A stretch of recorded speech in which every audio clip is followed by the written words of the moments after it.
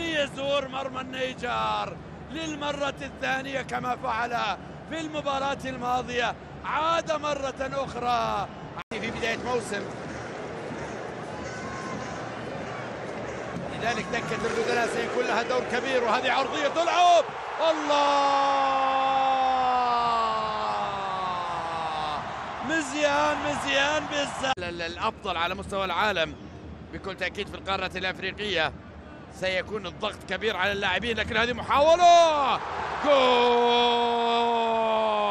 أيوب يا أيوب بعد طول انتظار وبعد غنية دخل من خلالها بلال الخنوس. ما زال أناحي أيضا موجود في دكة البدلاء.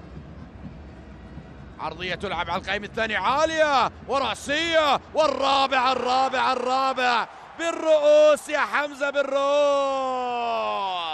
في أول لمس. لكن هذه الكرة بعد ذلك تبعد، تعود مقطوعة في مكان. فرصة الخامس، تسديدة أناحي، جول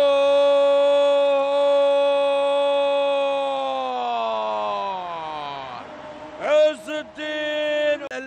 ملعب المباراة من دكة البدلاء ليسجل هدفا رائعا بتسديده. اللاعب اللي لفت أنظار العالم في مونديال قطر يستمر في العطاء، ينتقل إلى جيرونا